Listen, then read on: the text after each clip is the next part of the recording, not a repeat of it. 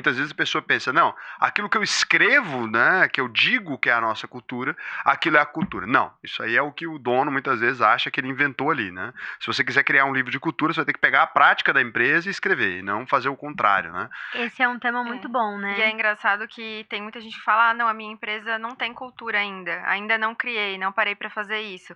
Só que a pessoa, na verdade, ela só não processualizou. E pode ser que a cultura da empresa esteja sendo uma cultura que ela não quer, justamente por ela não ter parado pra fazer isso. Pensado. O que eu queria começar para a gente conversar aqui é assim, na opinião de vocês, o que é uma cultura organizacional? Acho que isso pode ajudar as pessoas de casa a entenderem um pouco melhor sobre o tema. O que é cultura organizacional? O que a gente está falando? Que bicho é esse?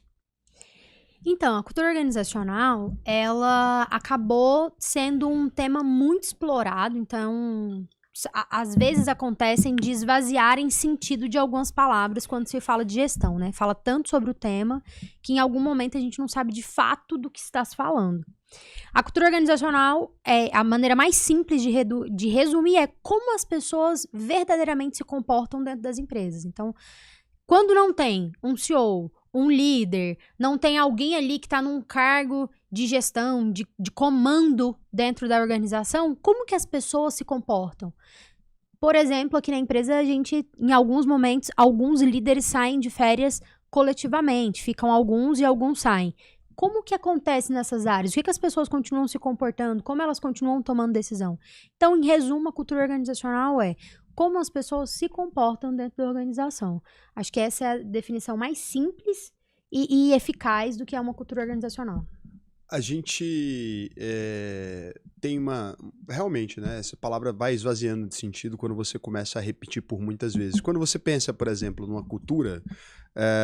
quando fala, o que é a cultura do brasileiro? É tudo aquilo que o brasileiro faz no cotidiano, né? A gente fala português, etc. O como que é feito. Quando você fala de Goiás, por exemplo, tem o pessoal que puxa o R, daí tem um tipo de comida que usa alho frito e tal. Tudo isso é cultura.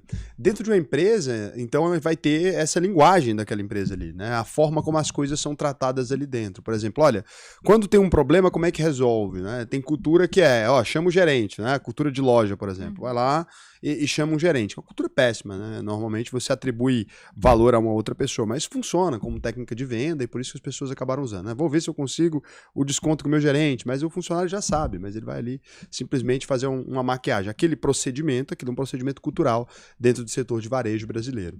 Então é o que acontece dentro daquele negócio ali no dia a dia, na prática. Muitas vezes a pessoa pensa, não, aquilo que eu escrevo, né, que eu digo que é a nossa cultura, aquilo é a cultura. Não, isso aí é o que o dono muitas vezes acha que ele inventou ali, né? Se você quiser criar um livro de cultura, você vai ter que pegar a prática da empresa e escrever, e não fazer o contrário, né? Esse é um tema muito bom, né? E é engraçado que tem muita gente que fala, ah, não, a minha empresa não tem cultura ainda não criei, não parei pra fazer isso.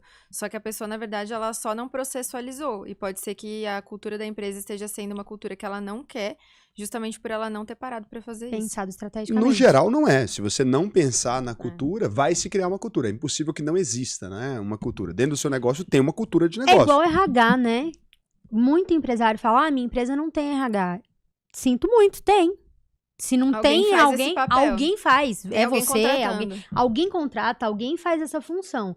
Não tem um departamento estruturado, não tem toda uma burocracia ali, processos e tudo mais, mas tem alguém fazendo isso. Cultura é a mesma coisa, até porque quando você pensa em cultura, que é o que a Bia falou, né? As pessoas falam, na minha empresa não tem cultura. Quando você contrata alguém pra fazer cultura, a pessoa fala, queria ter a cultura da minha empresa. A primeira coisa que a pessoa vai fazer vai ser diagnosticar a cultura real, que é já o que já realmente já existe. E aí vai pegar as práticas, né? O que as pessoas consideram ali, o que é comum no dia a dia, o que a pessoa acha que é importante, daí vai ver, você pode ver o que são os valores daquela companhia, né? E tem muita empresa que, o que são os valores? Olha, o nosso valor é o lucro em primeiro lugar, né? Não é um problema, você pode colocar isso como um valor. Então, toda empresa deve remar para que a gente lucre mais, e isso pode ser um valor. Só que você tem que lembrar que toda vez que você implementa uma cultura ali, quando ela é executada, né, se você começa a agir dessa forma e contratar pessoas que agem dessa forma, elas vão levar aquilo para a vida. E aí, toda cultura, ela tem as falhas dela, né? Então, quando você tem uma cultura que privilegia o lucro em primeiro lugar, pode ser que alguém deixe escapar a segurança, né? Isso aconteceu numa empresa muito famosa, inclusive, que é a TAM. Eles tinham, no documentário aparece até, do acidente do avião ali, aquele acidente que derrubou. A primeira linha da cultura deles. A primeira linha da cultura deles não era segurança, né? Era nada substitui o lucro. Então, alguém que tenta economizar combustível ali, por exemplo, ou economizar num tempo de um procedimento de segurança visando aumentar o lucro para diminuir o custo, a pessoa estava certa dentro daquela cultura organizacional. Então você tem que entender o que vai acontecer quando você define uma cultura de empresa, né? É isso que vai guiar as decisões daquelas pessoas que estão ali dentro. Então, dentro da nossa empresa, a gente tem alguns valores culturais que a gente acha que são importantes, porque a gente tem, por exemplo, um valor chamado sangue nos olhos. Ali, o que a gente considera, né?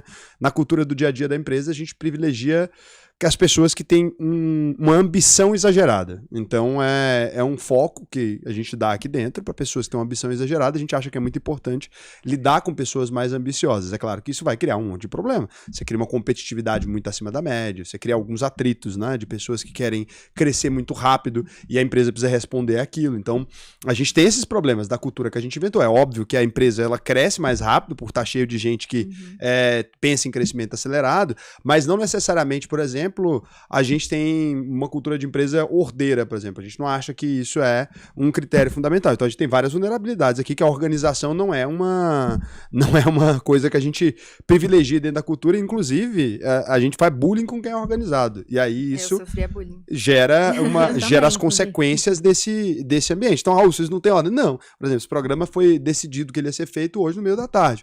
E a gente lida com esse caos, assim, e no geral as coisas aqui dentro são feitas assim, que é um traço de, poxa, feito é melhor que perfeito, e a gente acha que isso é no dia a dia aqui, a gente coloca pra funcionar desse jeito mesmo, e sobe um monte de coisa que às vezes a gente não se orgulha tanto da primeira vez quando tá no ar, mas que a gente vai lapidando com o tempo, vai criando formato. A maior parte do que vocês conhecem foi tudo inventado aleatoriamente no meio de uma tarde de sexta-feira, igual foi esse programa aqui, e se grava assim, escolhe alguém pra participar do programa do mesmo jeito, e faz de qualquer jeito mesmo, sobe, e depois a gente avalia, a gente vê os resultados, a gente tem uma cultura muito de estudo, né, de observar aquilo que deu errado, que já até mudou o valor, né, que era o PAF ali, agora é... Preparar, apontar fogo. Ainda é PAF, né, é só o resumo, PAF. é PAF ainda. Porque antes ele tinha outro nome, não tinha?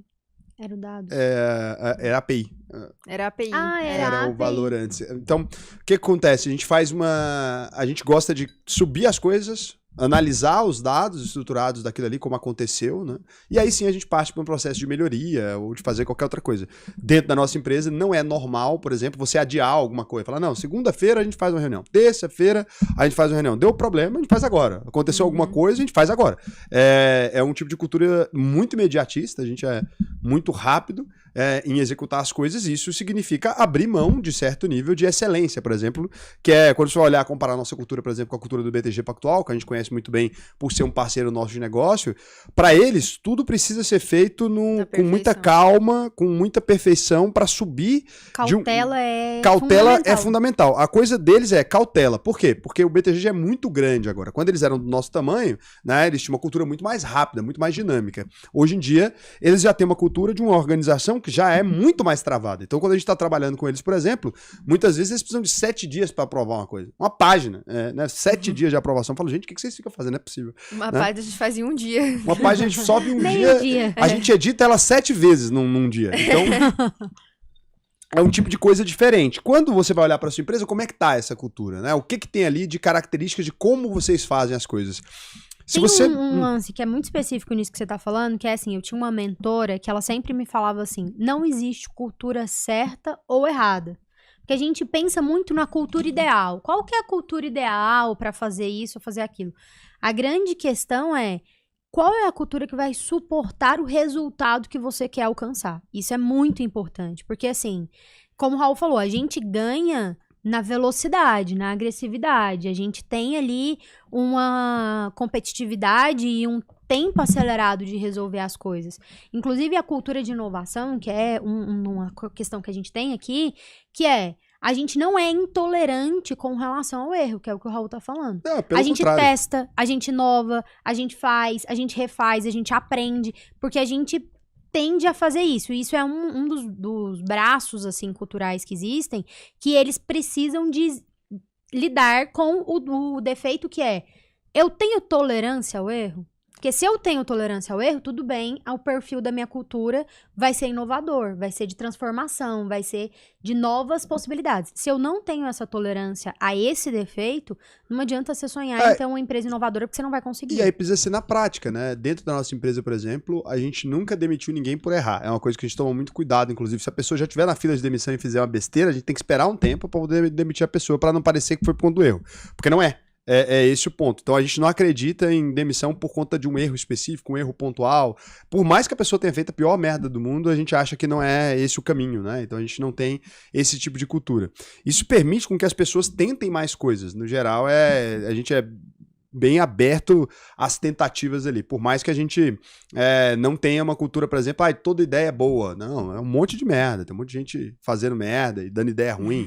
Ninguém privilegia ideia aqui. Não, mas a pessoa tentou participar, participou errado. Né? Não tem esse problema. Uma frase da cultura é: ganhe o direito de ser criativo. E se você já tá ganhando uma grana acima de R$4.500 por mês e quer aprender a investir, o que eu vou te recomendar? Acesse aí alvp.com.br, clica aqui no botão faça a sua análise de perfil, preencha o questionário até o final. Se você for aprovado, né, aqui para participar da UVP, você vai assistir suas aulas comigo, que para mim vai ser um prazer te ensinar a investir no Brasil e no mundo inteiro. Só se você ganha mais de R$4.500 por mês. Se você ganha menos, não adianta. Por quê? Porque a UVP te dá acesso a uma plataforma exclusiva de investimentos, né, com investimentos que só são oferecidos para clientes que têm mais de 10 milhões de reais. A gente é hoje também a consultoria top 1 do Brasil, vinculada ao maior banco de investimentos da América Latina, que é o BTG Pactual. Então a gente tem lá geopolítica, formação de investimentos mesmo. A gente já formou mais de 50 mil pessoas. Só de placas de alunos nossos que se tornaram milionários, a gente entregou mais de 1.000. E como é que você sabe que a UVP funciona num mundo de tanta ferramenta gerada, de tanta coisa gerada a partir do nada? A certeza que você tem é que se você concluir a UVP até o final, pode fazer todas as aulas gratuitamente. Chegou ao final, você não aprendeu a investir, a gente devolve 100% do seu dinheiro. Pode pesquisar, Reclame Aqui, Jus Brasil. Se fosse mentira, a gente não estaria aqui. Por quê? Porque você simplesmente poderia fazer a UVP e falar: Raul, eu não aprendi a investir e pegar o dinheiro de volta, ou se a gente não te devolver, você me processa. Ganhou de graça R$10.000. Investimento melhor que esse não tem, né? E você vai perceber, se você buscar pela UVP, que a gente nunca teve nenhum processo. Só quem processa a gente é corretora safada, porque perde dinheiro com as coisas que a gente ensina. Então eu recomendo que você vá lá e faça o seu cadastro. Se você for aprovado, não é todo mundo que é aprovado, vai ser um prazer para mim te ensinar a investir aí.